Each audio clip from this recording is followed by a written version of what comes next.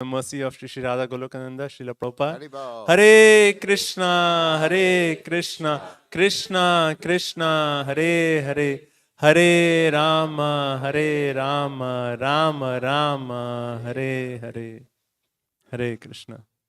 So thank you everyone for joining.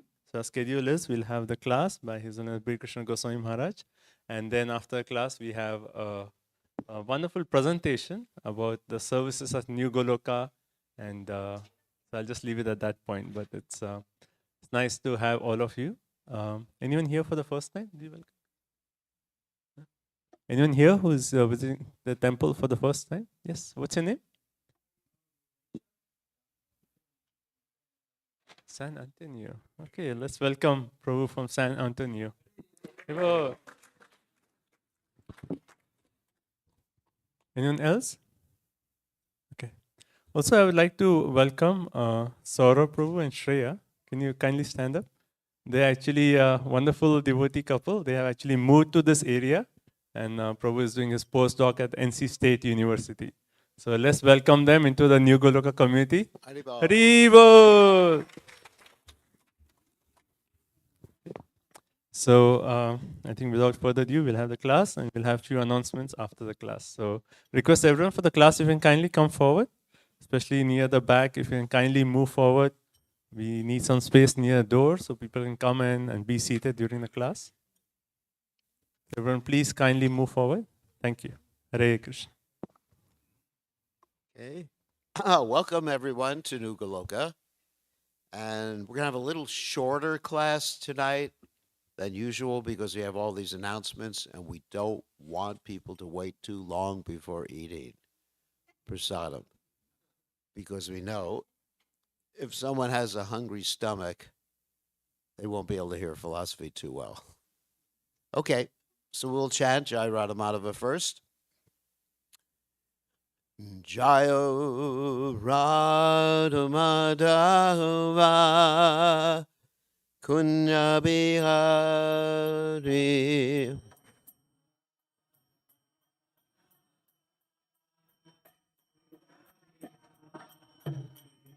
Jayo Radha Madhava Kunya Bihari.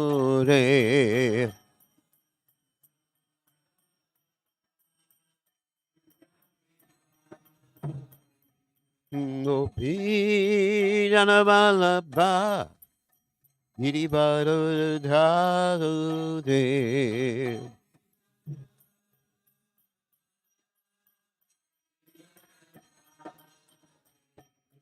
Gopi Janavalabha Giribaro Dhade.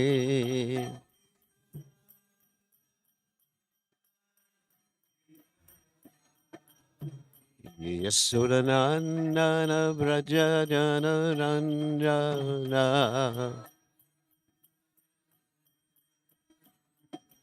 Yasodanandana Braja Jananandana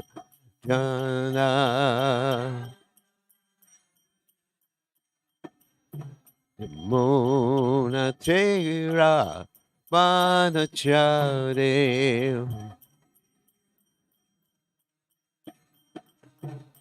Yamunatera Manachate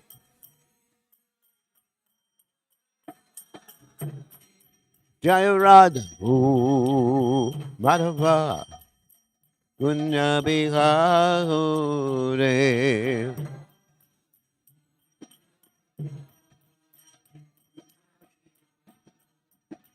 Jayarada Madhava Gunya Bihare.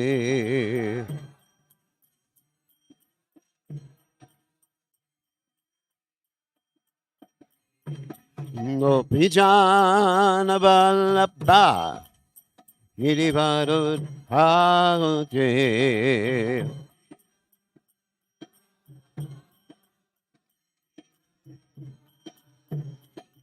Gopijana Vallabha Girivaro Dhade.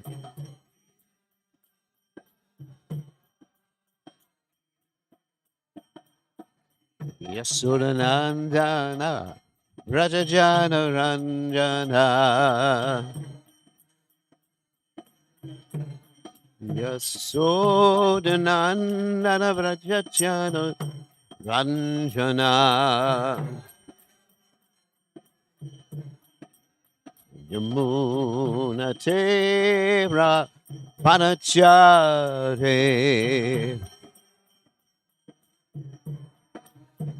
Yamuna Tera Panachare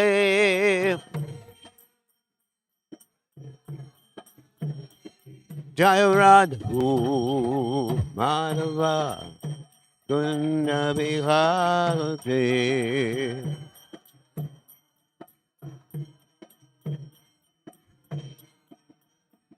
Jayaradu Madhava Gunda Bihare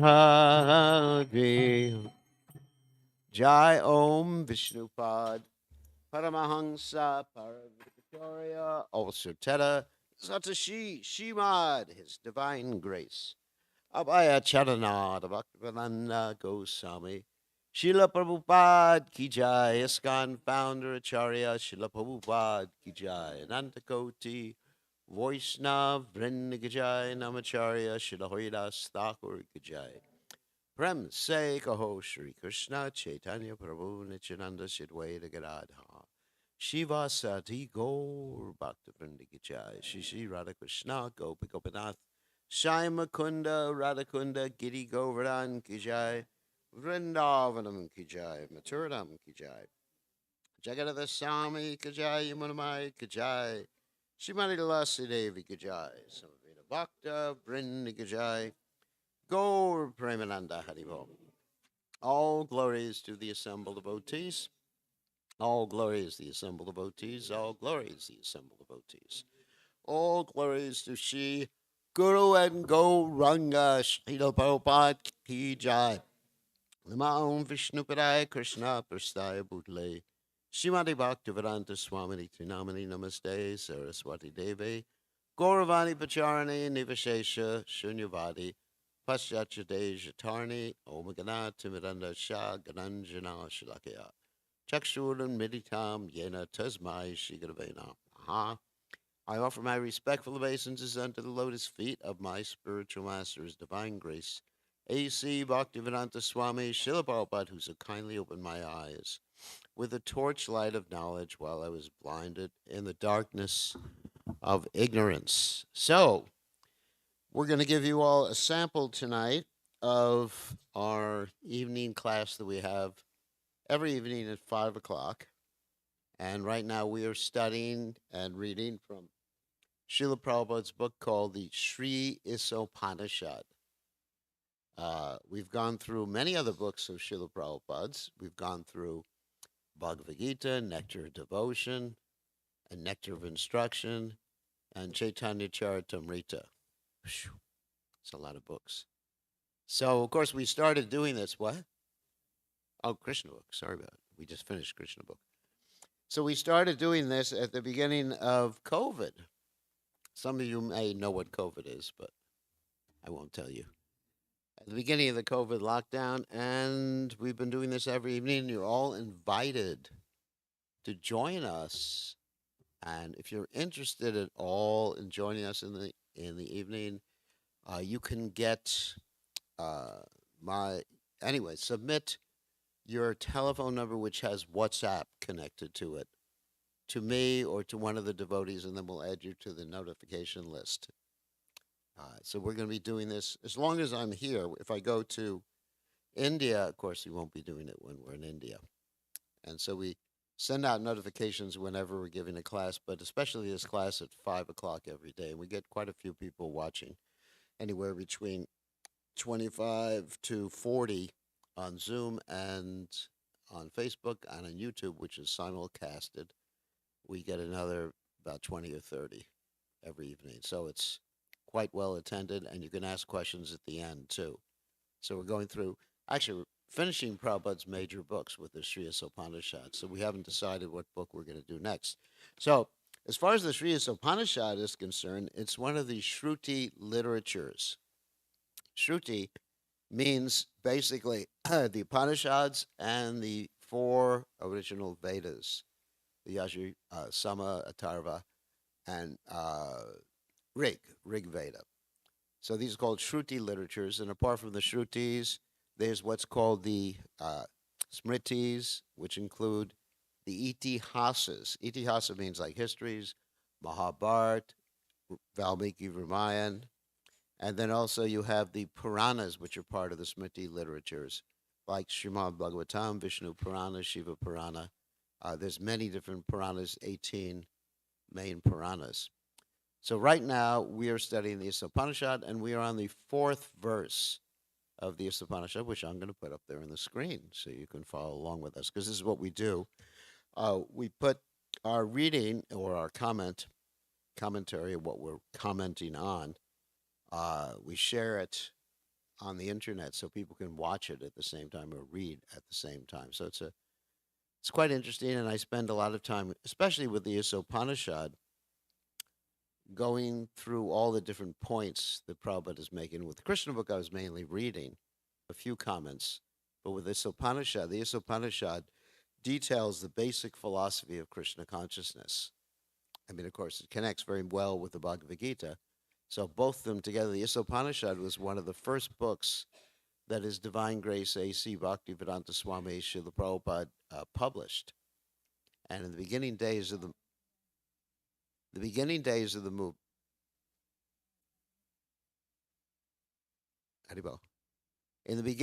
of the movement, we used to chant this Upanishad every day during Mangal Arati. This is before the devotees were introduced to this one chant known as the Guru Vashtaka, where you glorify the spiritual master. So we chanted the whole Upanishad every morning as part of our daily practice, and actually had classes. When I first took part in the Krishna conscious movement, we had 5 classes a day in Prabhupada's books. And there was the Upanishad, Bhagavad Gita. At that time, there was teachings of Lord Chaitanya before the Chaitanya Charitamrita was published. So, without further ado, we're going to go on to text 4 of the Sri Upanishad. And as I mentioned before, it's the basic philosophy of Krishna consciousness. Particularly, it starts with what we call Krishna's ontological position. Like, who is Krishna? What powers does he have? What's his nature? Etc., etc. And so the introduction to the Upanishad, which is the first verse, but it's actually the introductory verse, talks about how the Supreme Personality of God, I'm just going to paraphrase right now, is perfect and complete. The absolute truth is perfect and complete. You're familiar with this verse, Om Purnam Purnamida. And so many complete units come from the perfectly complete Supreme Personality of Godhead. And he remains perfectly complete. This defies our mundane mathematics, doesn't it? If you take 1 away from 1, what do you get? 0 in this world. But if Krishna manifests something that's perfectly complete, for example, if he expands himself as any of his various incarnations, such as Lord Vishnu, such as Lord Ramchandra, it's not that Krishna is lacking anything at that point. Krishna is tu Bhagavan Swayam, ete chang sakalak pumsa. Krishna is tu Bhagavan Swayam. Krishna is the original Supreme Personality of God. And so Krishna doesn't lack anything. He creates the material world, and he doesn't weigh less. You understand? Let's say if I spend some money on something, then I have less money, right? But Krishna, if he spends some transcendental money on doing something, he still has unlimited money. So that's the nature of the Absolute and the nature of Krishna. It's amazing. It defies our understanding, logical understandings in this world, doesn't it? It's beyond cause and effect. As Brahma Samhita says, Krishna is Sarva Karana Karanam. He's the cause of all causes. In other words, He's the one who made the big bang in the beginning of the creation when there was nothing. Of course, there was something. It was called the Pradhan, but that's more technical. And then the next verse talks about how the Supreme Lord, the second verse, which is actually verse number 1, although that may appear to be confusing.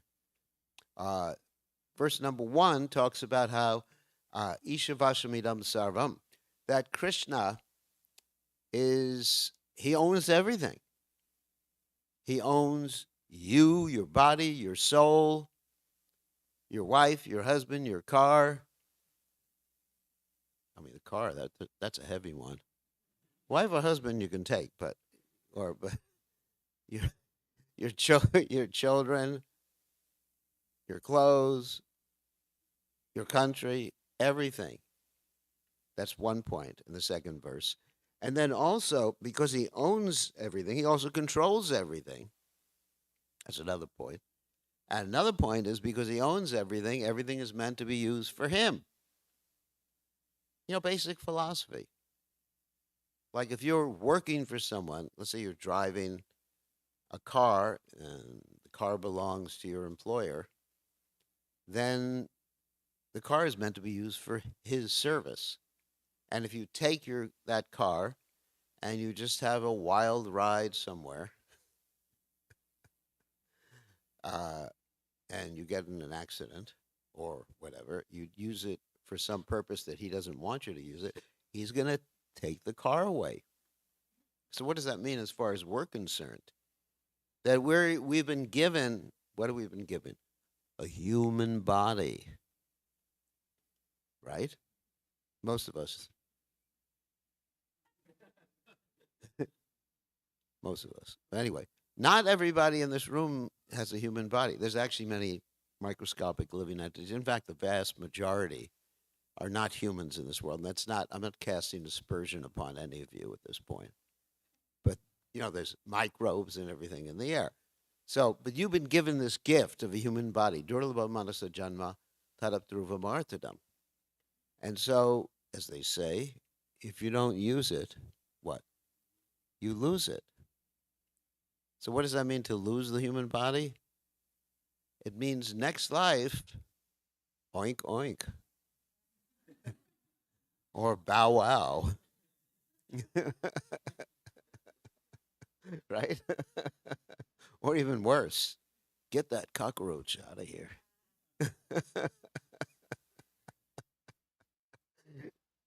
Depending on what you eat. As they say, you are what you eat. And if you don't eat prasadam, because you're not going to become prasadam, but if you don't if you don't eat prasadam, then there's some karma connected, even with vegetables. And if you happen to eat a particular type of animal, a fish, for example, you better get used to swimming, because you're going to have fins and a gill. And just like Prabhupada sometimes called this, surfers, sufferers, Anyway, that's another subject matter. Yam yam vapi smaran bhavam yashatayante kalebram. So everything is meant to be used for Krishna. And then there is no karma.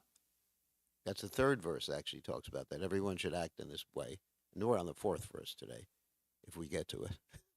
So then there's no karma, no bad karma, no good karma. And you get spiritual life, which you never lose the advancement of, right? Swapam apyasha dharmasha trayate mahato bayat. There's no loss, diminution, no fear. Pretty good, isn't it? So these are the first 3 verses of Isopanishad as a summary. So let's go on to the 4th verse, so you get a taste of what we do in this class. And I'm just going to read the Sanskrit, and then I'll read the word-by-word translations. Ane jade kam manaso javiyo naina deva puran harshat tadavatonyan atyeti tishtat tasmin napo matarishva dadhati. So the translation, word by words, is Anejat, fixed, Akam, 1, Manasa, then the mind, Javiya, more swift, not not the Supreme Lord, Deva, the demigods like Indra, etc. Apnuvan can approach. Purvan in front. Arshat moving quickly. Tat he. Davataha, those who are running. Anyan, others. Atyeti surpasses. Tishtat, remaining in one place. Tasmin, in him. Apa, rain. Matharishva, the gods who control the wind and rain, and Dithati, supply. Although fixed in his abode, the supreme or the personality of Godhead is swifter than the mind and can overcome all others running. The powerful demigods cannot approach him, although in one place he controls those who supply the air and rain. He surpasses all in excellence. So let me unpack that before we go through a little bit of Prabhupada's purport. Fixed in his abode. What does that mean? That the Lord, that's Krishna, Lord Vishnu, the expansions of Krishna, have planets in the spiritual world. There's the primary planet, the biggest planet, which is called what? Does anyone know? Goloka. And there's what we call Vaikuntha planets, in which the expansions of Krishna are in charge. And of course, in the Goloka Vrindavan planet, there's intimate association with Krishna. They actually forget that Krishna is God, so they can associate with him as intimate friends, as parents of Krishna, as lovers, conjugal lovers of Krishna. So this is a very intimate place. And the Vaikuntha planets, generally, they're aware that Lord Vishnu is God.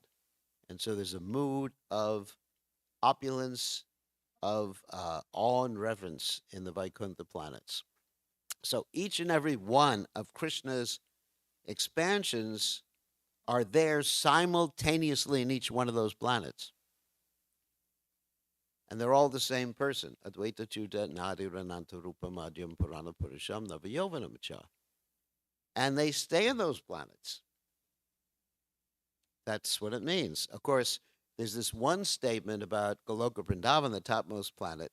What is it? Goloka Nivashati Akilatma Bhuta. Krishna never leaves Vrindavan. That's amazing. So Krishna, but then he expands himself to come down to this material world from time to time in his various incarnations. So that's what it means. He's swifter than the mind. He travels, he can travel at faster than the mental speed. What's the mental speed? Mental speed is faster than the speed of light. If you think of something, let's say if you think of Indraloka or Brahmaloka, which is basically many light years away from here, what is the speed of light? How many miles a second? Anyone know? You don't know? 186,000 miles a second. You're supposed to be educated here. Scientists, you know, you're computer people. That's very fast. So how many minutes does it take for sunlight to reach here? 8 minutes. Good. There's a true intelligent person there. Thank you very much. Takes 8 minutes for the sun. That's why, you know, you can see, and it even takes longer for like a burst from a sunspot to get here. It can actually take hours and hours and hours because that doesn't travel the speed of light. So the speed of light is very fast, but the speed of the mind is almost instantaneous. Like if you think of Brahmaloka and you're meditating, remembering Brahmaloka, of course I can't do that, then you're there. Or if you think about your childhood home, you're there. That's the speed of the mind. But you travel at the speed of the mind for practically unlimited time, you can't even get out of the material world. That's the problem. So Krishna, he can come into the world. I mean, there's this story in the Krishna book, which is the 10th canto Srimad Bhagavatam, the summary study, how one time Krishna wanted to go visit one of his expansions, the Mahavishnu. There was a reason for that. Krishna wanted to go visit Mahavishnu because his dearmost friend Arjuna was getting ready to kill himself. Why was he getting ready to kill himself? Because Arjuna had taken a vow to protect a Brahman's sons, and this Brahman kept having children. The children kept disappearing right after they were born. And Arjuna had taken that vow that if I'm not able to keep the Brahmana from losing his sons, I'm going to commit suicide. So he's ready to do that, and Krishna said it's not a good idea. Because Krishna understood the person who was stealing the Brahman's sons was who? Mahavishnu. So Krishna said to Arjuna, hop on my chariot. Now you may say, chariot, horses? Oh, where's he going to go with horses in a chariot? Can't go very fast, right? So, but Krishna has transcendental. Krishna could do anything. People are incredulous when they hear this story. Got on a chariot with horses and went flying through outer space. How is that possible? Outer space. I mean, scientists, they're trying their best to go to Mars or whatever. And they say maybe in the year 2026, we'll be able to go to the Mars or Moon or whatever, or Venus, whatever. And but Krishna's God. He can do anything any way he wants. He can travel any way he wants. He doesn't even need horses. Like Narada Muni, he doesn't need horses, does he? He just chants what? What's Radhiko Ramana. Radhiko Ramana Namane. He just chants Radhika Ramana and takes his Veena with him and plucks away, and he's there. He goes to the spiritual world, anywhere he wants in the material world, and he's there. Amazing.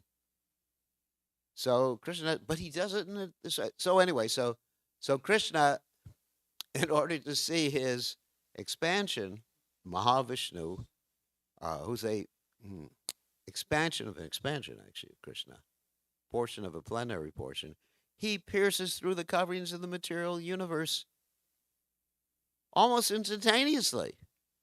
And each covering of the universe is like 10 times thicker than the other. And, earth, water, fire, air, ether, mind, intelligence, false ego.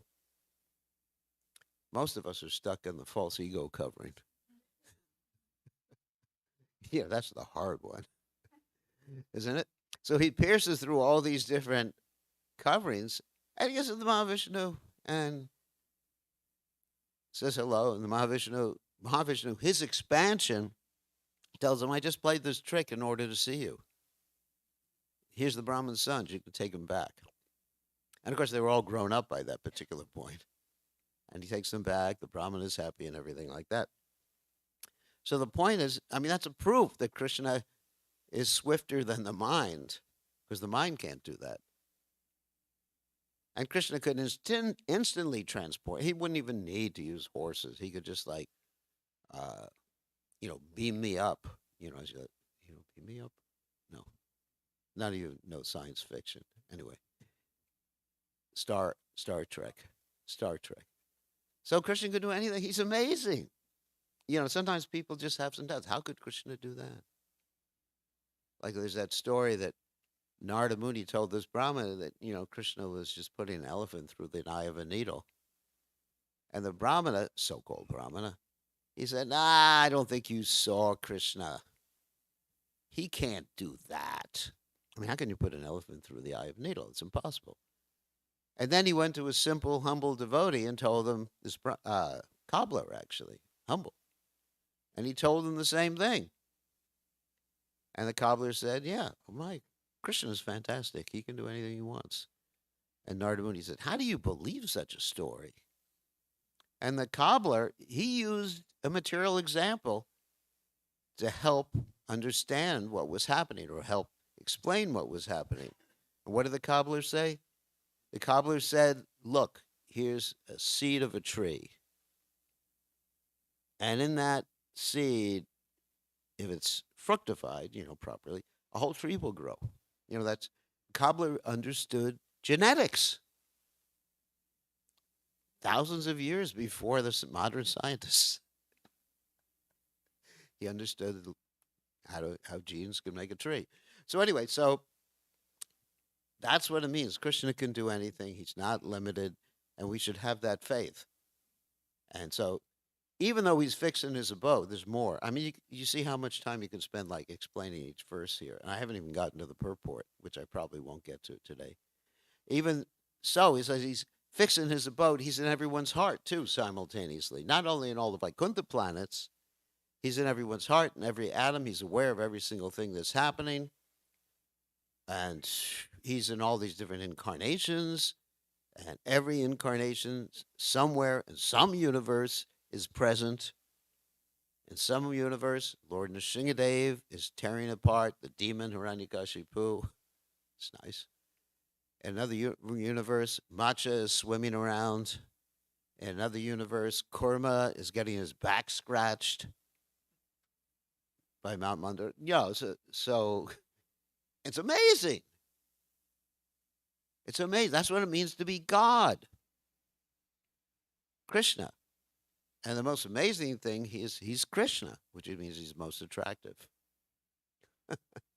So that explains what it means. Can overcome all others running. The powerful demigods cannot approach him. In other words, they don't have the power to equal or be better than Krishna. That's one way to explain it. Another way is that if you have a very high position, you're not capable of approaching Krishna without devotion. Even though you may be very highly posted as a demigod. Like Lord Brahma. Here's another story from Krishna book. Lord Brahma one time was knocking on Krishna's door, and he was very proud of being Lord Brahma. I mean, obviously, you're in charge of a universe.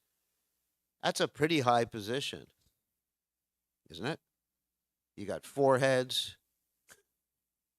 You're pretty intelligent, right? So he knocks on Krishna's door. Krishna's doorkeeper goes to the door. Krishna's a doorkeeper. And his doorkeeper says, "Who there?"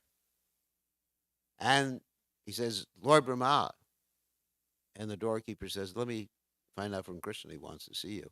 Comes back a few seconds later. And he says, "Krishna wants to know, which Lord Brahma are you?" And Lord Brahma says, "What do you mean?"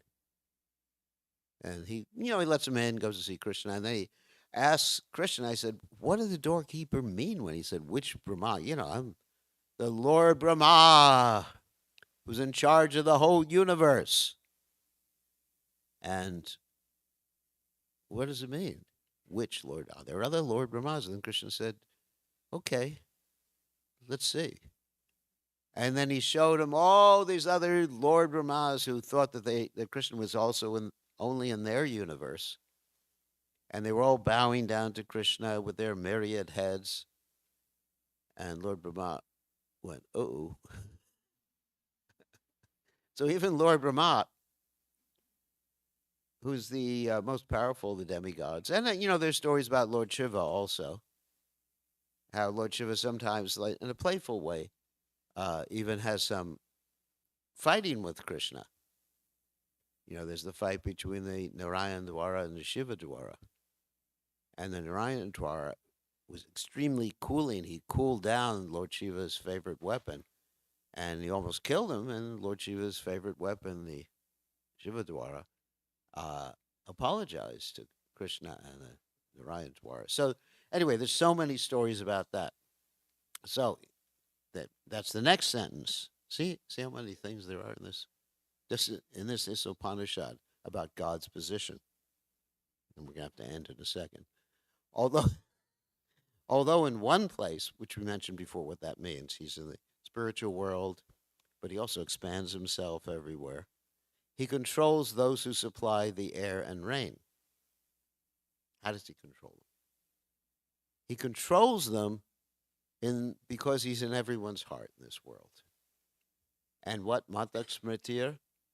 Jnanam Aponam Cha. He's giving everyone remembrance, forgetfulness, uh, and the modes of nature are controlling them. But it's not that directly, he's just manipulating everything. He lets his energies control. He controls through his energies. Parasya Shakti Rivadaiva Shruyate Swabhavaki Jnana Balakriya Cha. Krishna has many energies, which are all first class servants. One energy, of course, is Durga, Maya Shakti. And of course, there's the Adi Shakti, Shrimati Radharani. Uh, there's all these different multifarious energies. And all these energies, as I mentioned before, first class servants, and they do whatever Krishna wants without being asked because they're first class. A second class servant does what the Lord wants, but they have to be asked. That's like some of us. Krishna says, okay, chant your rounds. Okay, chant. Hare Krishna, Hare Krishna. But a first class servant is spontaneous. Hare Krishna, Hare Krishna. He chants spontaneously. He wakes up early spontaneously, offers his food to Krishna spontaneously. He is in ecstasy, or she's in ecstasy. That's first class. That's Raga Nuga. Second class is Vaidhi. Everyone understands Vaidhi? Vaidhi means rules and regulations. Okay, that's what I have to be told. And third class does what he's supposed to do, or she was supposed to do, but not with a nice mood. Why do I have to chant 16 rounds and what do I get? Another day older and deeper in debt. Like that song goes. That's third class, Or the guru says, could you please cook this offering for Krishna? All right. Why does he always ask me to do these things? I wish I had a different guru.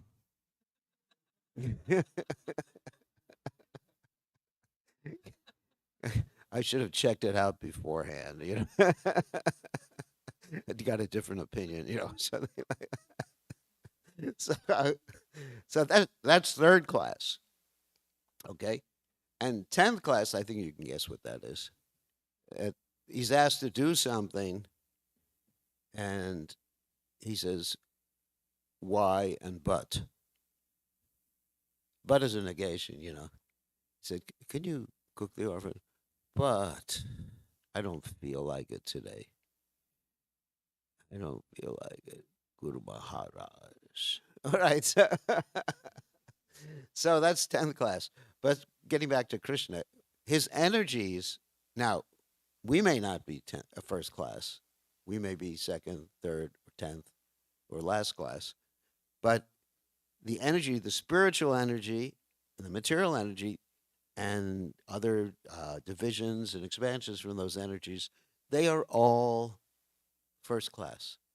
So Krishna controls everything because they know what he wants. Just like you have the perfect example of a disciple of Lord Chaitanya Mahaprabhu, Rupa Goswami, in his nice verse. She Chaitanya Manobishtam Stapitam Yena Bhutale Swayam Rupa Kadamayam Dadati Swapadantikam. The Rupa Goswami, who is basically the main acharya in our sampradaya after Lord Chaitanya Mahaprabhu, he knows the mind of Lord Chaitanya Mahaprabhu. And therefore, he's the main acharya. We are called Rupa Nugas in the Krishna consciousness movement. So that's what it means to say that Krishna controls everyone who supplies the air and the rain and the other demigods and his energies, because he doesn't have to really boss them around. They are controlled by Krishna. And finally, he surpasses all in excellence. What is that? What types of excellence? He's the most attractive. Bhagawan? Bhagawan. Bhagawan means full of opulences. He's the most attractive, beautiful, handsome, whatever you may call it. He's the most intelligent, right? He's the most renounced, right? He's the most what? Strong. most powerful, intelligent, all knowing. Which other ones did I leave out? What? Famous. He's the most famous. So you have all these different opulences. So those are excellences, right? Rich. I left out rich. So who's richer than Krishna? We talk about very rich persons. Like there's one rich person who just lost $200 billion recently. Now I'm not going to mention his name, but he lost $200 billion.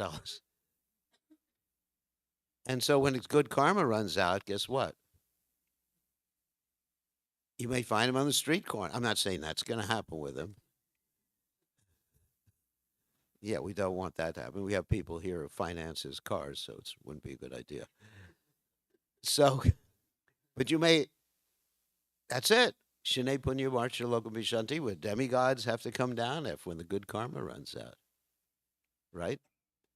So Krishna has all these excellences. They never run out. And as we mentioned in the first verse, even though he gives all these excellences or things to his devotees and things to other people, he doesn't lose anything.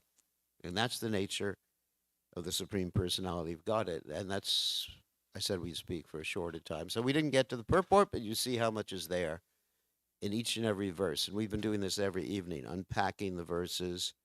And you learn a lot about the nature of Krishna if you attend these classes. Anybody who's interested, just provide your WhatsApp information. Okay, so we can take one or two questions, and then other than that, yes, Zadarani.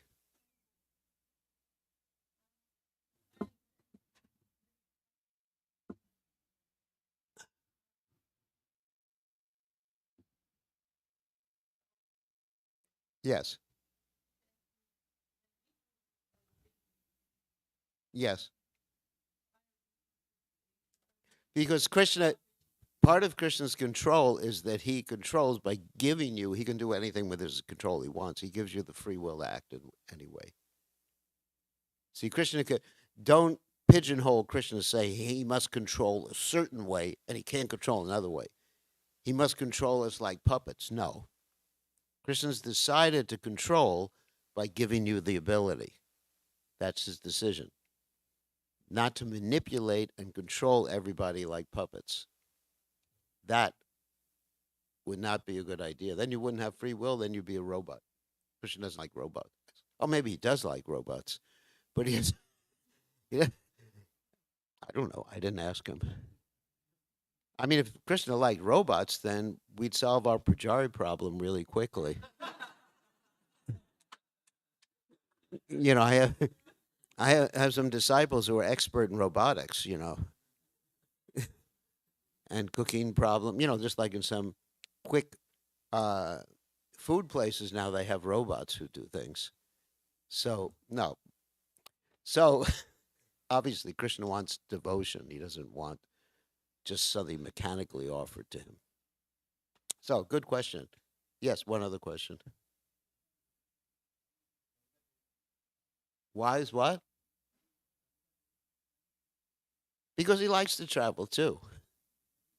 Yeah, he's everywhere. And at the same time, he likes, you like to travel. Where do you think your desire to travel came from? Right? I mean, yeah, Krishna likes variety. So he wants to travel. He wants to have a good time, wants to have relationships. Why do you think that God should just be like a boring old man? Just stuck in his wheelchair all the time. God, right? I mean, he wants to have a good time. So he travels. And he also stays in one place and he travels simultaneously.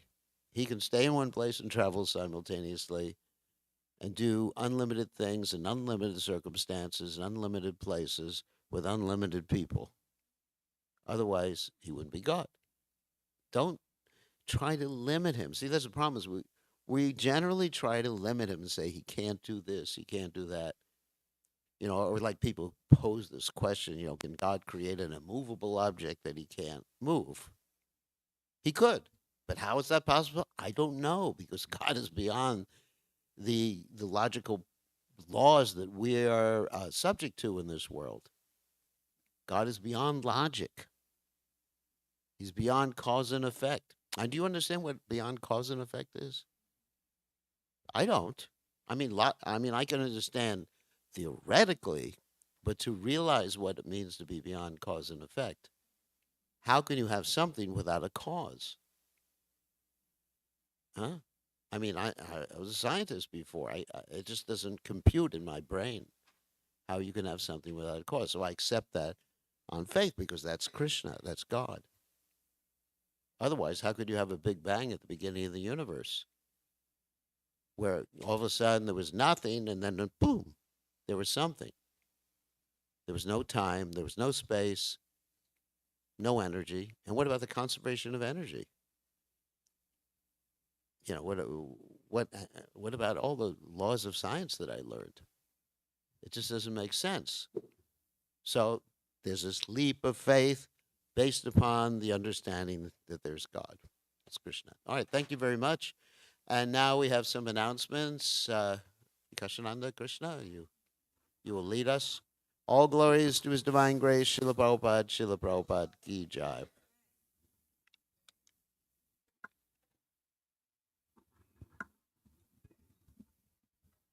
Hare Krishna. Hare Krishna. So let's first of all thank Maharaj for giving such a beautiful overview of the Ishopanishad. So let's big Haribol to Maharaj. Haribo! So if anyone is not aware, every evening at 5 p.m. Maharaj does a Zoom call where he gives us, reads Ishopanishad and is giving wonderful classes. So if you need the Zoom link, you can let me know. I can send you a Zoom ID. And Maharaj also has a WhatsApp group that you can join with updates of when Maharaj is actually giving a class, right? So please join that group so you'll be informed of all the classes that Maharaj gives. Okay. And also wanted to mention, if anyone here does not have a copy of Ishopanishad, we'll have some downstairs near the Prasadam table. Please pick up a copy of Ishopanishad. It's a small book, but as you see from Maharaj's class, very, very wonderful and very powerful. Okay. A few quick announcements before we go into the presentation. From next Sunday, we are going to resume our Sunday school. So we had a short winter break. So Sunday school, 1 minute. So the Sunday school is in 8 weeks batches. So basically, let's see. Sorry. Yeah, I have it here. So the first session will be from January 15th to March 8th. And the second session will be March 18th to May 7th. And we have 3 different age groups. This is for children from age 4 to 6, will the first batch, 7 to 9 is the second batch, and ages 10 and above is the third batch, right? So the same time when we have the class here in the temple room, we have a Sunday school. So you need to register your children for this. So the links have been sent out on different groups and emails. So please register your children.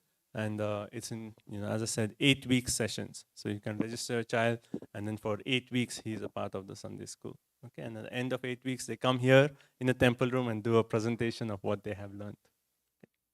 So if you need any more information, we'll be downstairs near the Prasadam table. You can stop by. Nikunja Vilasini Mataji is there. She can give you more information on the Sunday school. Also, next week, we have a guest speaker who will be in town, His Grace Arjun Sakha Prabhu. So many of you may remember just 3 months back, we had His Grace Amarendra Prabhu, who came here and he gave classes. So his younger brother is coming, and he's also a wonderful speaker, very learned. So we'll have classes Saturday, Sunday, and next weekend, since it's some of you are off for the Martin Luther King Day. So we'll have class on Saturday evening, Sunday evening, and Monday it will be in Cary. So 3 evenings of classes, right? So please do join us next weekend. We'll have classes by His Grace. Yes. Right? So Saturday evening, Sunday, and Monday, 3 evenings. Okay. Okay. So thank you so much. So without further ado. Thank you, Prabhu. Hare Krishna. Okay. I've been asked to make an not introduce Vikashananda Krishna, but just explain what he's going to be talking about. A number of, I guess, weeks or months ago, during my Vyas Puja, we made a request to members of our congregation to, help us in different way. We're talking about manpower. We're not talking about money right now. Don't worry, your wallets are safe. So we're talking about manpower, woman power, people power. That we have so many things going on here and such a potential. Sometimes I walk around the property and I see that so many things could be done. There's a great potential here. And of course, we have this elaborate worship of the deities, the cooking for the deities, a lot of prasadam being distributed, potential of more preaching programs, more harinams, more festivals, and everything like that.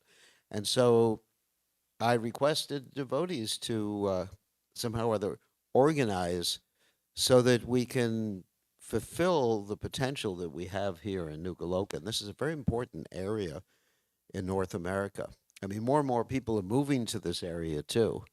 I was just reading the other day that Apple Computers is setting up some sort of headquarters in the Raleigh area. Is that right? RTP area. And so more and more people are moving to this area, and it's probably one of the best areas in the world to live in. It's true. I mean, it's at top of the top. So we want to be able to fulfill that potential and to please His Divine Grace, Srila Prabhupada, in the way that we can maximize that potential. So Vikashananda Krishna is helping with this organization right now. So we ask you all to listen and try to help in whatever way you can, and then Srila Prabhupada and Krishna will bless you. Okay?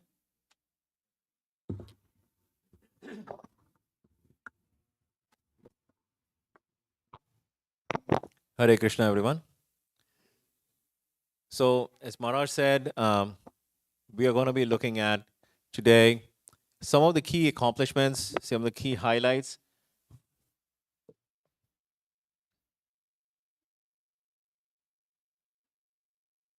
Okay.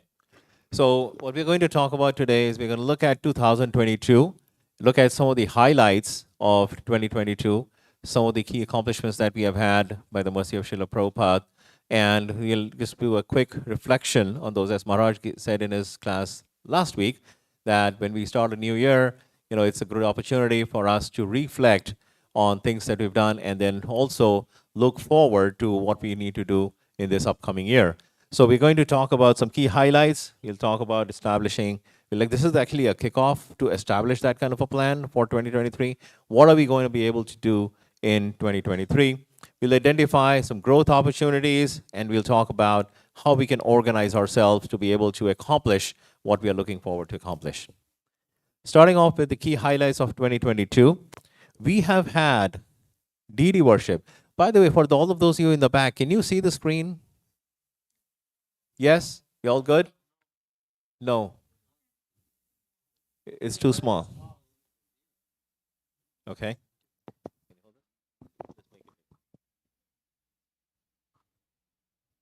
Hare Krishna, Krishna Krishna, Hare Hare, Hare Rama, Rama Rama, Hare Hare.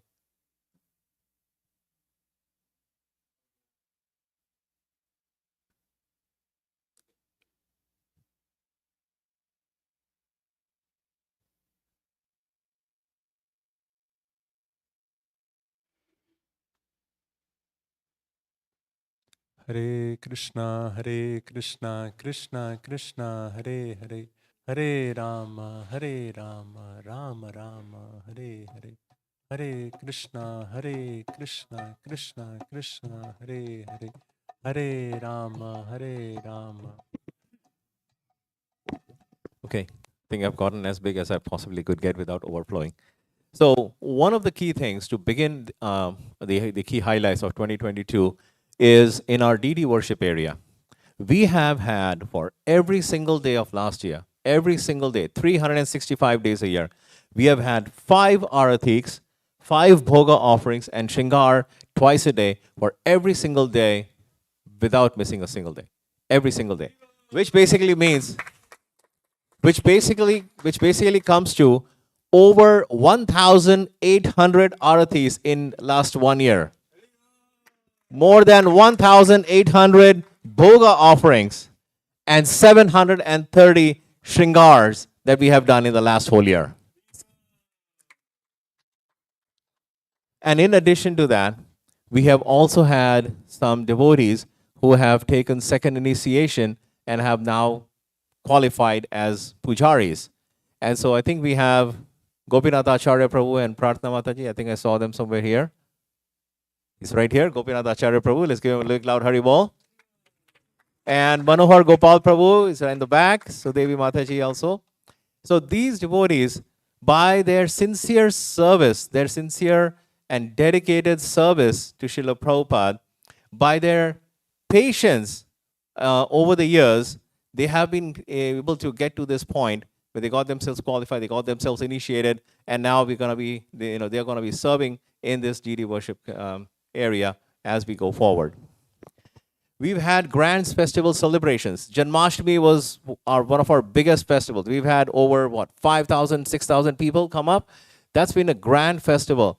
And we've had Deepavali Puja, we've had Govardhan Puja, and so many more festivals that we've celebrated. Shri Gaura Purnima, huge, grand festivals, large amount of visitors, really nice mood, setting up the whole program, really, really nicely done. Number of devotees have given us really good feedback on the way these festivals were conducted. And we said, and the visitors actually gave us some good feedback on how things were organized and how the mood was set up for those festivals. We had Bhagavad Gita classes weekly, in person as well as online. And we had about 5 different devotees doing these Bhagavad Gita classes. And that is 5 devotees times about 52. That gives us more than 250 Bhagavad Gita classes. If you're looking for a Bhagavad Gita class, you cannot miss an opportunity to just plug yourself into any one of them. We've delivered over 250 Bhagavad Gita classes last year. We have BKG Academy that was going on. And in BKG Academy, we now have grown to 18 students. And that includes all the students from kindergarten all the way up to high school. Big Hari Bol for that. We've done Vedic Yagyas. A number of yagyas done in the temple as well as outside the temple. In the temple, we've done for Tulsi Saligram Vivaha. We just did in December the Gita Jayanti Yagya, and so many more yagyas and festivals that we've done. And outside, people request us for Graha Pravesh Yagya. There's a number of them. People request us for weddings. And so we go out there and we perform weddings and we do the yagyas there. A number of different Vedic yagyas have been done.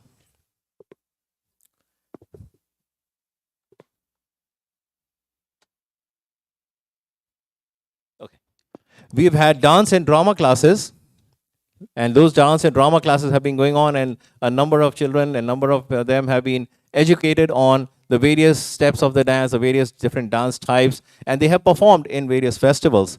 Our Sunday school children, Sunday school is becoming really, really key to younger children to understand our education and our message. And we have expanded to 3 batches, and we are now at 50 children. Let's give a big, loud Hari Bol to the Sunday school. We have preserved and distributed Vedic literatures. Okay, so we do have a large number of books out there. We have hidden that from you on purpose. We will make that offering to Srila Prabhupada, and that's when we will disclose the number of books that were distributed.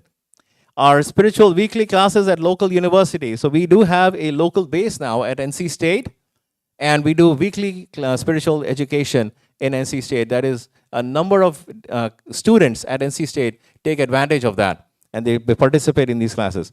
And we introduce physical, emotional, and spiritual support and care. And we've introduced that concept, and today we'll get to hear about what's our plan to implement that. So those have been the key highlights of 2022. And I have to say, I must say this, that all of this is possible only because of the mercy of Srila Prabhupada. We are extremely indebted to him. We are so grateful to him. If Srila Prabhupada had not taken that journey on Jaladuta and come here and give us the message of Krishna consciousness, we probably would not have been here. but it is only by the mercy of Srila Prabhupada that we have been able to accomplish what we were able to accomplish. Another thing about Srila Prabhupada I'd like to share with you is back in the days when devotee used to distribute books, and they used to come and report scores to Srila Prabhupada and say, Prabhupada, you gave us a goal of X number of books, and we did Y number of books, which was greater than what Srila Prabhupada asked them to. And they were thinking, okay, Prabhupada would be so happy. And Prabhupada said, yes, good. Now double that. And so in that instruction, Prabhupada did something amazing. He did two things. First of all, he acknowledged the contribution and the service of those devotees, and he obviously applauded them. And then the number two thing he did, the very next instant, is he set forth a new goal. His mood was keep going further, expand, reach out, do more. That's his mood. And so Srila Prabhupada established that, and he continued on to say, okay, you did that? Great. Now double that and go forward. And all the devotees would go crazy. Like, oh my God, Prabhupada, you asked us to do so many this last time. We didn't know how to do it. Somehow by your mercy we did it. Now you're asking us to double this. How are we going to do it? But it's the endeavor of the devotees. It's the endeavor that actually counts. Srila Prabhupada's mercy will be there, but it's the endeavor that actually they put in and they were able to accomplish. And today we see ISKCON growing in so many different ways. All of this is because of the mercy of Srila Prabhupada. His Divine Grace of Charana with the Bhakti Vedanta Swami Srila Prabhupada ki! So continuing in that mood, and the instruction of what Srila Prabhupada gave us is to say, now let's go double it. Like, okay, what are the growth opportunities that we can identify? So we would be looking at, now this is, as I said, this is a kickoff. So we're going to introduce a number of things here and see what we were going to accomplish. So we would need to see what kind of incremental goals we can accomplish for the 2023 in key service areas. There are so many more opportunities for devotees to serve. So if you have served in certain capacity in any of the key highlights that we talked about in 2022, there's going to be that and more opportunities for you to get engaged and serve. And then in order for us to grow and expand, it's going to require us to organize ourselves in a certain way. And so we'll talk about that. When we say we need to organize ourselves, it's a collective-based service. We all need to come together so that we can kind of have the mood of serving together, right? And so in that group, when we form that group, it's basically known as a committee. A committee, as a word, may mean different things to different people. And so we're going to throw out all the complexities related to the word committee out of this room. We're going to keep the definition very simple. And the simple definition is a group of people who work together, who serve together to achieve a common goal. Do we all have a common goal? And therefore, we can all come together and we can form a committee and we can serve towards the mission of Srila Prabhupada. There's a number of advantages in getting ourselves organized in that way. The first is that it's more of a participative. We are all doing it together. It's balanced. It's not like there's one or two or three devotees who's carrying like 80% of the workload, and all the other devotees, while they are engaged, are basically carrying maybe 20, 30, 40% of the workload. So we are talking about a balanced service where we all take different areas of service and we are able to execute them, and we are able to do that kind of a service in a very participative manner. And when we get together, one of the first things we would do is we would establish what's our plan, what's our goal, what are we looking to accomplish, what are our objectives, why are we doing this kind of service that we are doing, where do we currently stand, what are the improvement opportunities. Those are the kind of things that we talk about, and we establish these goals. And when we do that, we find that in these groups, the quality of decisions that get made. Sometimes we deal with complex problems, and so one person dealing with a complex problem is different from 5 or 6 people dealing with a complex problem. You have so much brain power coming out, and so we'll be able to address those in a committee. What it does is it reduces bias. It reduces anything that that may be oriented towards in one particular solution when it comes to solving a complex problem. It helps us to bring that commitment to implement our goal, and that's what we are looking for. We have set out a certain goal, and we will talk about it. We'll set up a goal for a certain committee, and then from there we will have how do we implement those goals. That's the commitment that comes. And along with that comes the responsibility is to observe service continuity. There are services that go on. We have a number of devotees. As Maharaj said, there are people moving out, like Apple, moving in, pardon me. They're moving in Apple into RTP. And there'll be like about 20,000 families who will be coming in from Apple. So they're going to be needing some kind of a service, like Graha Pravesh is a good one, for example. We've received a number of requests for Graha Pravesh yagyas and pujas. And so how do we get ourselves organized in such a way that we can make sure that our service continues? Because a number of devotees are going to be doing a number of things. It's not possible for one person to be able to do every single one of those things. So that's the advantages of organizing ourselves in these committees. Now, we at New Goloka, we have certain services that can be organized in these kind of committees. So we have an outreach committee, and I'll talk about the various kind of initiatives and services that we do as part of the outreach committee. Then we have festival management. Here's where we talk about how we conduct festivals, what kind of programs that go on. We have a DD worship committee, and this committee has actually already kicked off from the last quarter, and we have addressed what the current challenges were. We have addressed how we solve them. It was done as a group, and we saw how it could be, how the improvements could be made, and we are continuing to do that. So DD worship committee is kind of already going on, because this was like the #1 priority from last year. So in Q4 2022, this was already kicked off. And then we have temple facilities and maintenance, which we'll talk about further on in the slide. It's basically talking about how we can maintain, how we can beautify our environment so as to make this a more attractive place for us and for everybody else. Continuing on with the core committees, we have gift shop. We have a gift shop going on downstairs right now, and that requires a whole set of services that needs to be invested into for it to be keep on going. We have child protection team, very, very important.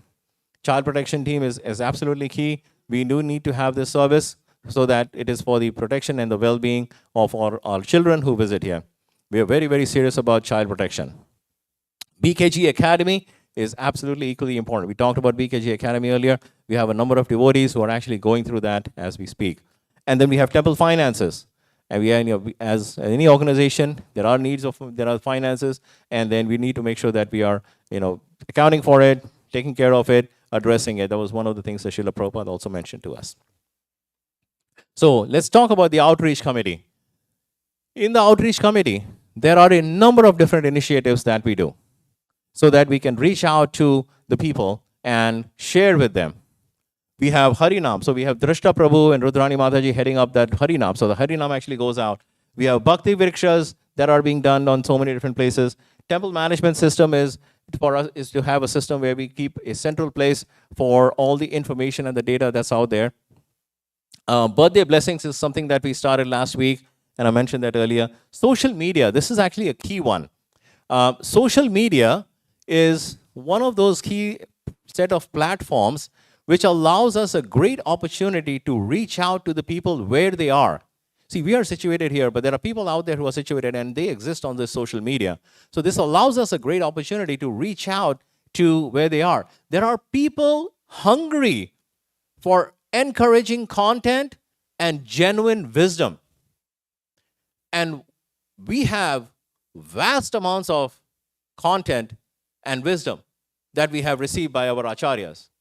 And so this is an opportunity for us to go and reach out. We have a little bit of Facebook going on right now, but there's so much more opportunity on Instagram and Twitter, and we can all talk about that. So there's going to be a whole service area for social media.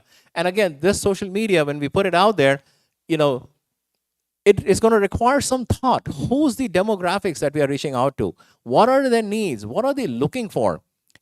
It's one thing to basically have a personal social media account and I can take pictures and tag people and make comments and like photos and things like that. But it's another thing to have a social media for an organization like ours. We need to have, New Goloka has a brand, and we need to see what kind of a message are we going to put out there that's going to help people and eventually get them attracted to us. Devotee care headed by Ujjwala Mataji is something that we introduced last year, and in a few minutes we are going to hear from her on the plan for how what we're going to do to implement and how this is going to help and benefit every single one of us who's devotees in a number of different areas. Youth groups going on, Vedic Yagyas I mentioned, that's going on. Local areas outreach is a key one. Now we have some programs going on in Greensboro, we have some programs going on in Cary, but why limit to just these two places? Why not Durham? Why not Winston-Salem? Why not every other city that you actually live in? Why can we not have some kind of a outreach program going on over there? And within Cary itself or within Greensboro itself, can we have more number of programs? We have a model that has been established. It has been tried. And we can share with you. And we can help support you. And so we're looking forward for people who can come forward, look at doing what we can do in that local areas outreach. And by by us organizing in that way, we'll be able to reach more and more areas. And then there's community parades, which actually kick off during fall and winter time frame, and also in spring. There's Western outreach that's going on. Also, BC is the objective there is to reach out to the Western audience. And then we have Sunday program and Sunday school that goes on. Here's the Sunday program that we do on a weekly basis, and the Sunday school that attracts a number of younger children. And then we provide them the opportunity to educate in our various scriptures. And then we have book distribution. And so for that, I'd like to request Aditya Narayan Prabhu to speak a little bit about book distribution. Thank you, Prabhu. Thank you so much for your enthusiastic and inspiring presentation so far. It's always so nice to hear all these projects going on. And really, I feel like, wow, so much is happening. Let's be a part of it. How can I be involved? And the whole point the presentation is here is to give everyone an opportunity to actually take one step further, get involved, participate, and see how we can grow. So regarding book distribution, just briefly, I want to say we are going to have some subsequent meetings of how we can actually grow in book distribution, how we can implement book distribution in this year. In the previous 2 years since COVID started, our main themes of book distribution has been the December marathon, where we actually focus on distributing Bhagavad Gitas, and the Bhadra Purnima campaign, where I actually focus on distributing Srimad Bhagavatams. And pre-COVID, we actually had weekly book distribution programs, where anyone could say, okay, once a week, once a month, I will come out, participate. We had children's Sankirtan. So we are now planning to restart all these, and we have a separate WhatsApp group for this. It's called a Team New Goloka. So if anyone would like to participate, please join our WhatsApp group, and we'll be sending out messages. Please join our meetings. We'll have a meeting, not this week, the week after that, and we'll be sending out a Zoom meeting. So please join online and see how you can participate. Okay? As Prabhu actually said, how Prabhupada said, whatever is our score, we want to double it. So we really want to grow in our book distribution in this year. Yeah, and festival management committee. So, like Prabhu in the starting, he actually talked about Janmashtami, how it was so wonderful. And frankly, I'll say my whole experience with Janmashtami festival was I was just amazed to see how devotees were coming, forming a group, taking care of one seva, and just oh yeah, they have done the whole seva. It's just it was just magic happening, It was really so wonderful. And that's when it was just realization that when we come up as a team, so much can be accomplished. We had one team who came, took care of on the whole Harinam booth area. Everything was there, everything was taken care of, so nicely organized, it was wonderful. One whole team came and they took care of prasadam distribution, the mass prasadam distribution. One team, they said, okay, we'll do the Govinda's food court stall, right? They took care of that. And we had so many different teams. And everyone was doing their part, so much enthusiasm, so many ideas, and it was just like a success. And that's what we want to see for now all the different areas in New Goloka, right? So this is a very interesting festival management committee. You can join the committee. We'll be discussing new ideas for the festivals. We have at least one major festival every month. And our first one coming up is going to be Nityananda Trayodashi on 2nd of February. So we can already start discussing okay, we have our Abhishek, we have dance and drama. How can we make it more wonderful, more exciting for the pleasure of Sri Nityananda Prabhu? So we need all of your inputs, your ideas. So there's this festival management committee, and the way it will work is we'll be doing calls before the festival, 3 weeks before the festival. a Zoom call. You can join, you can share your ideas, and then we'll have a team who will actually help with the execution. Thank you. Thank you very much, Prabhuji. I'd like to request Mother Leela Shakti, would you like to talk about the deity worship committee? Okay. Oh. Okay. Okay. Yeah. Hare Krishna. Also would like to just say thank you to everybody for such a wonderful last year of 2022. It really was remarkable to see how so many people decided to come forward and contribute in so many ways to the wonderful mood and all the programs at New Goloka. It was very inspiring, and it continues to be inspiring as more people come forward to express interest in not only deity worship, but all things related to direct deity worship, maybe indirect deity worship, such as anything having to do with keeping up Krishna's temple room, helping out in different ways with maintaining and cleaning. And I think Mother Jadharani is going to talk a little bit about that. But the deity worship is really a central activity here. And only by the deity worship, Srila Prabhupada has prescribed to us. It's a very purifying activity that allows us to dive a little deeper in our devotional life and our practice of bhakti yoga. So we're able to understand a little bit more how Krishna's pleased. And of course, he's pleased mostly by our devotion, but as we go through and we partake in deity worship and all things related, that's how we're purified, and we can little by little practice on how best to serve him. So when we have the opportunity to go home, go back to Godhead, we're able to be square on what's required with that. So as you serve here in New Goloka, and Krishna will reciprocate with you in that way with your sincere service, and also as we or as you try your best to serve the deities and little by little approach them in a more intimate way, that's where deity worship comes in. So I encourage everybody to make that a goal in their life. I remember reading a long time ago in Prabhupada's literatures how important it is in our spiritual life to participate in the worship of the Archa Vigraha, form of the Lord. So I encourage everybody to make incremental or quick steps to try to do that, because it's a very wonderful opportunity for all of us in our condition here in this life to be able to serve the Lord in this way. Thank you.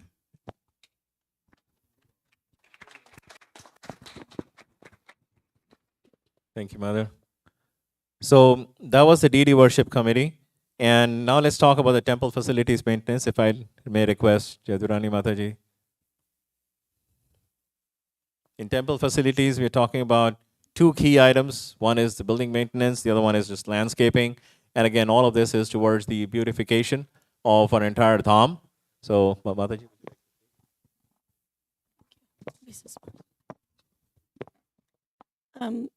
When Prabhu started this presentation, the first thing he talked about was the number of artis, the number of offerings, the number of dressing the deities.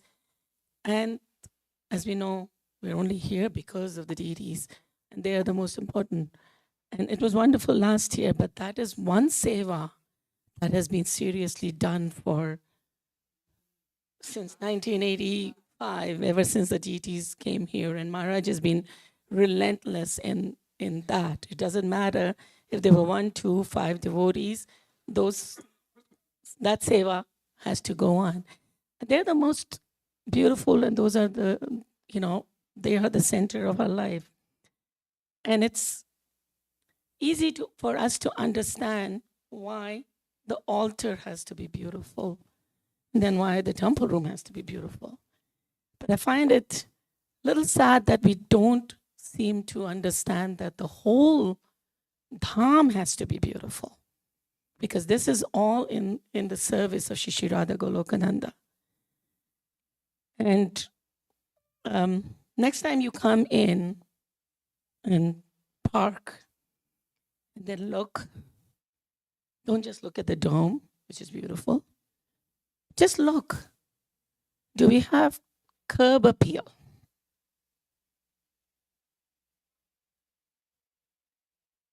Does a garden look welcoming?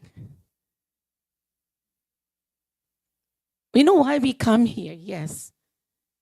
But, first impressions are very important. Most of us have been here a long time and we just love everything. But one of our purposes is preaching, inviting guests. Every week we ask, how many new guests do we have? Somebody who's never been here. So we need to look at it from that perspective and say, okay, I'm a new guest today. I drive up. What do I see? Do I see a beautiful, immaculately kept garden that leads us up to the temple?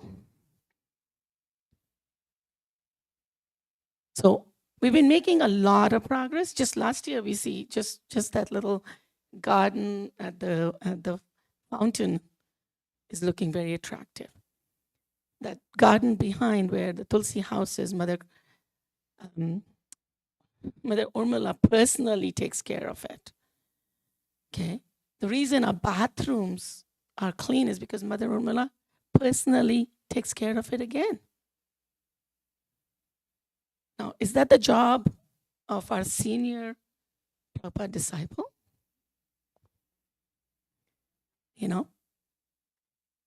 It bothers me, but I can't take it. I'm sorry. But what I'm getting at, she likes it, but she's happy doing it because she does it for the, with the Lordship in focus. But still, but there are a lot of things that need to happen. I'm sorry, I'm taking long, but so I was asked last year, towards the end of the year, to maybe at least try to organize some of these things. And one of the highest priorities was the garden. And then there are a lot of other things, is, how it looks. And then with the, I did send a message out when I was first asked, and then some devotees approached me, and Hari Venu Prabhu came up and said, well, I don't like the way the the steps going up to the temple look. I need to paint it. I want to paint it. So we got Chris. Our dear Chris here has been really, Chris Prabhu, he's been working hard at anything he can get to fix things. So we need to figure out what's wrong, what are the things we need to be fixing. We have some priorities. I've talked to Maharaj, Mother Urmila, Leela Shakti, and we have some things that need to be done. But like I said, the most important is the garden, and now spring is coming. So we need to start planning now so that when things start happening, we have some things in place. So we need volunteers. Prabhu is going to talk about volunteers and how he's going to manage that information flow. So we need volunteers for that. And right now, Chris Prabhu has been working very hard at the painting, but he can't do it alone. So our immediate need is to paint this deck. Please approach Chris Prabhu. Chris Prabhu, please, if you can take 1 hour, 2 hours, 1 hour, 2 hours, 3 hours a week, whatever you can do, please do. I know everyone has a life, but the only successful life is the one that is in the service of Krishna. And as somebody who has been in the movement 40 years, had children in here, grown up, had a career, worked through, and am now retired, it can be done. It really can be done. It just has to be a priority. Okay? So just set yourself a goal, 1 hour, 2 hours, 3 hours, in addition to the 4 hours or 3 hours that this program is. Sunday program is important, and one needs to attend for sure. But in addition to the Sunday program, please take out 1, 2, 3, 4, 5 hours, whatever you can, and do something that interests you out of these unlimited number of services. I'm sure Prabhu's not covered everything that needs to be done. There's something else that could be done too.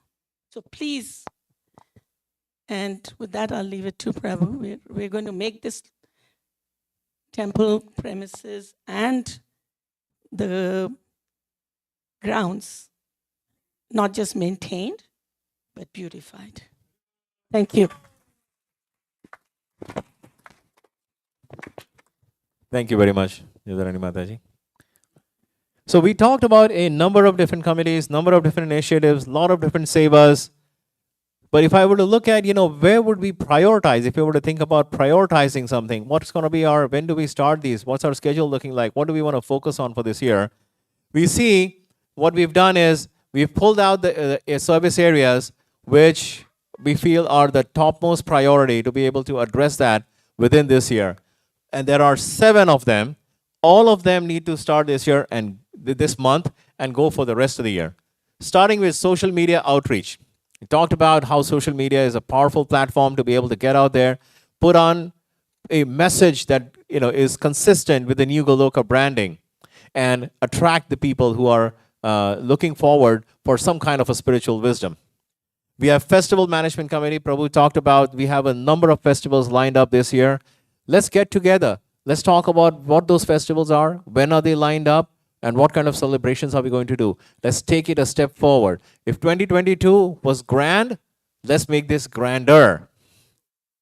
We have book distribution. A number of books have been distributed. Let's see what we can do to increase that book distribution. Local areas outreach. We have right now, as I mentioned, programs going on in Cary and Greensboro. Let's see if we can do more. Are there more areas where we can do that kind of an outreach? DD worship, Leela Shakti talked about, there's help that's going to be needed in the DD worship area related to either the altar service or the kitchen or the cooking or anything of that nature.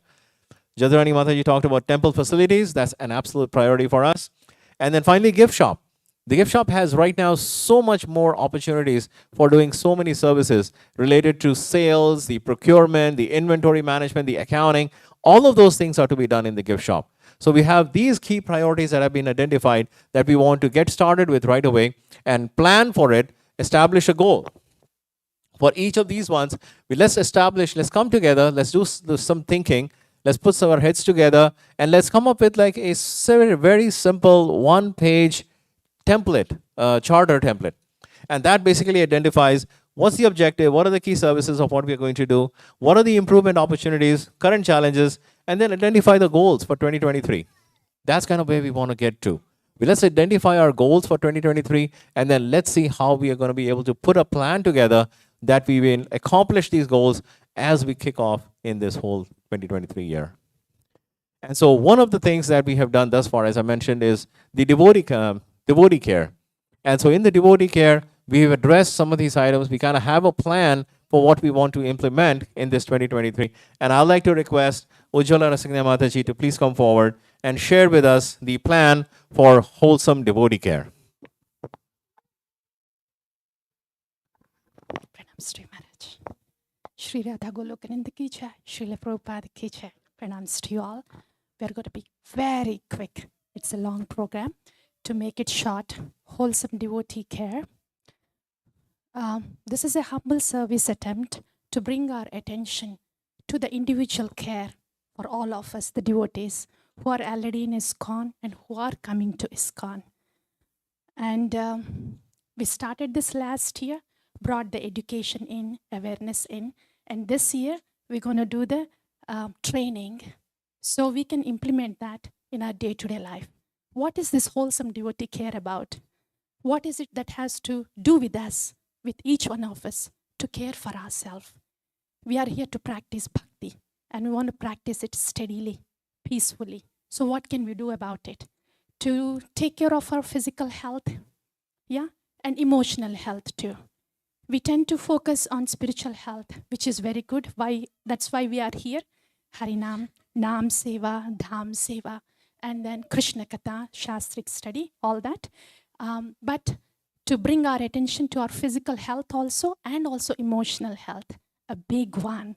When we practice bhakti, during Anardha Nivritti, a lot will come out. So how to manage that?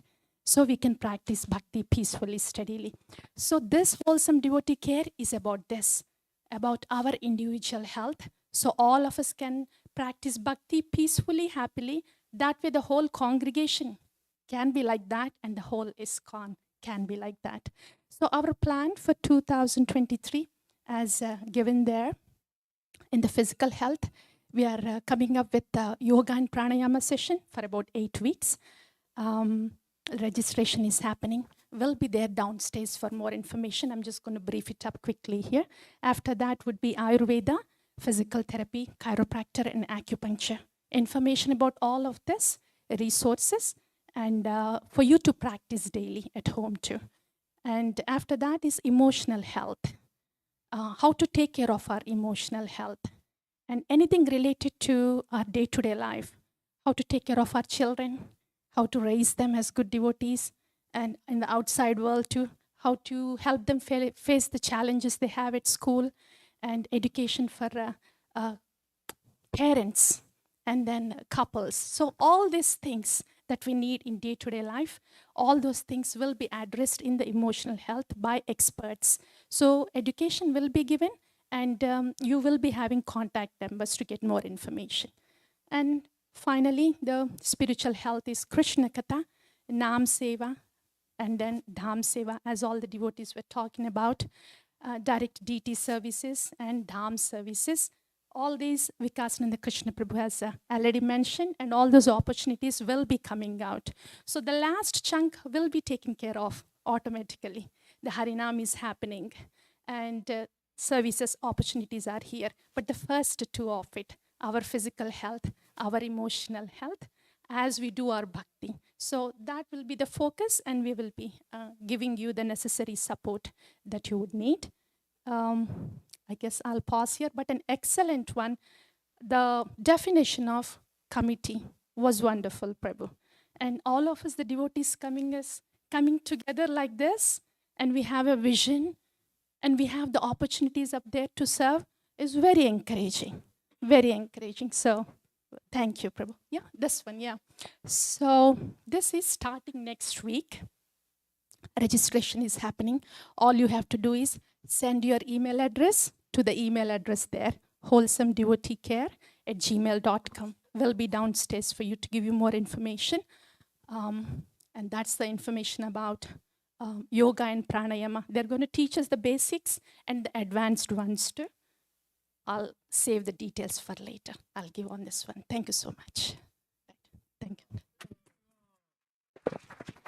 Haribol! Thank you very much, Mataji, for giving that nice synopsis of wholesome devotee care. So what's our next step? Where do we go from here? Did this all make sense to everybody? We are looking forward to do something in 2023.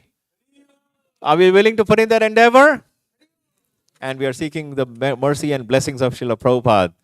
So what are the next steps? What do we need to do from here? So first thing is that we are sincerely requesting you, every single one of you, to commit to one or more of these services and the committees, the initiatives that we just talked about. For each one of them, right after this, we'll schedule meetings, Zoom calls, we'll get together, put our heads together, identify basically where we are and where we need to go, and establish that kind of a pathway, a roadmap, if you will, and establish those goals for the year 2023. That's going to be immediate next step right after this. Now, one thing I'd like to mention is all the services that we have talked about thus far, whether it is related to deity worship, whether it is related to the festivals, whether it is related to the outreach, or whether it is related to temple facilities, anything that has been mentioned is all for the pleasure of Shri Shri Radha Golokananda. Shri Shri Radha Golokananda ki! Srila Prabhupada, once he walked into a temple and he was introduced to the book distributors, and Srila Prabhupada was talking to those devotees, and they said, Srila Prabhupada, they are distributing so many books, this is what they are doing. And Prabhupada said, yes, great, that's the most important service. And then Srila Prabhupada went forward, and then he was introduced to the pujaris, and he said, Prabhupada, here are some of our pujaris, they are taking care of the deity service. Prabhupada said, yes, great, that's the most important service. And then Prabhupada goes down to the kitchen And then in the kitchen, he's introduced Prabhupada. These are all the devotees who are cooking for the deities. Great. That's the most important service. And then, he leads up to Prabhupada. This is the team who's taking care of our accounting and our finances. Great. That's the most important service. Devotees are wondering, what is Prabhupada talking about? Everything is most important. How? Prabhupada, I'm sorry. I can't understand. How do we understand? And Srila Prabhupada gave this wonderful instruction. He said, every single one of that services, they are all at the same platform because they are all going for the pleasure of the deities. And therefore, every single one of those services is the most important. So let's have that mood in mind. No matter which service we are engaged in, that service is the most important because that's what is going directly at the lotus feet of Shri Shri Radha Golokananda. Haribol. So with that, Mother Leela Shakti Adityanand Prabhu, myself, we would like to thank you. And we are looking forward for the mercy of Lord Chaitanya, Srila Prabhupada, Maharaj, so that we can serve all of the devotees, all of the visitors who come to this temple, and establish an environment which is a growth kind of an environment, which is where we are looking forward to. The way for you to sign up, every single one of you should have a phone on you. Yeah? Yes? No? Let's get those phones out. Yeah, this will be the time you can get it out. You can point your camera to this QR code, and it should come up with a link that says open in a browser, whether using Safari or Chrome. It says open in the browser. There should be a link that comes up. Everybody, scan this QR code on your phone. Okay. And then the form that comes up, please fill out that form with your contact information and those 7 different areas that we talked about. And please identify one or more of those areas that you can help with. And at the end of the form, it's an open area. If there's any other service you'd like to help with, please feel free to put that in. And we also have that link of that form on the new Goloka WhatsApp group, so you can use that as well. And so with that, again, I'd like to thank you all for your time. I'd like to thank Maharaj for providing us the opportunity to be able to serve in this capacity.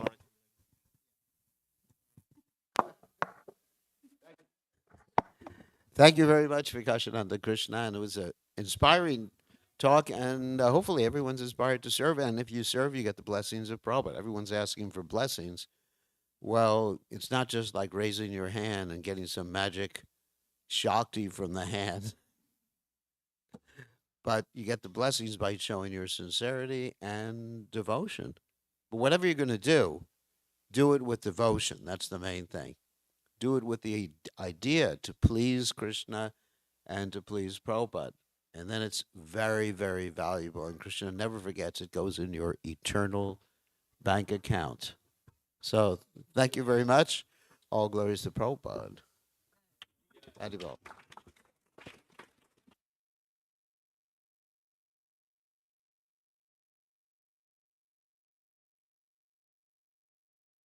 Hare Krishna.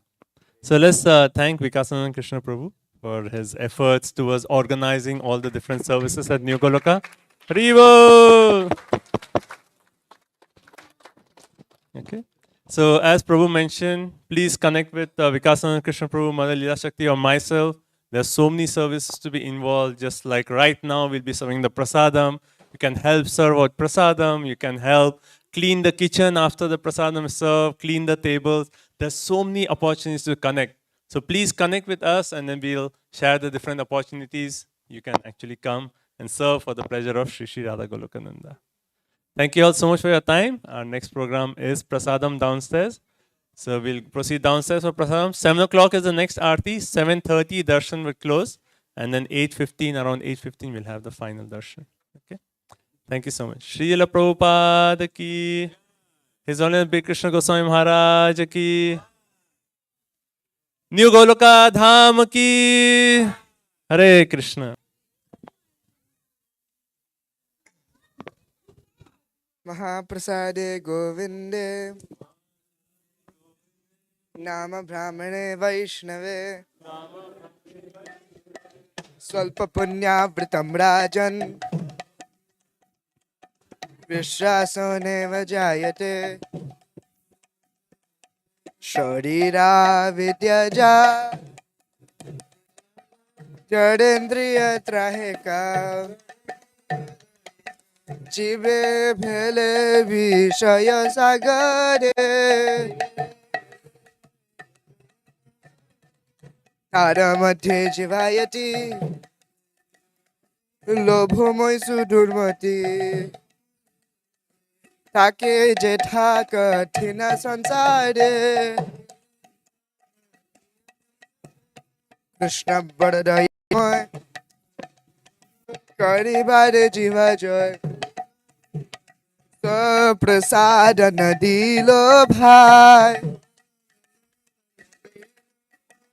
शयनामृत पाओ राधा कृष्ण गुण गाओ प्रेमे डाको श्री चैतन्य निताय जय निमाय जय निताय जय श्री कृष्ण चैतन्य प्रभु नित्यानंद श्री अद्वैत गदाधर श्रीवासादि गौर भक्त वृंद हरे कृष्णा कृष्ण कृष्ण हरे हरे हरे राम राम राम हरे हरे भगवत महाप्रसाद की जय श्रील प्रभुपाद की जय श्री श्री राधा गोलोकानंद की जय।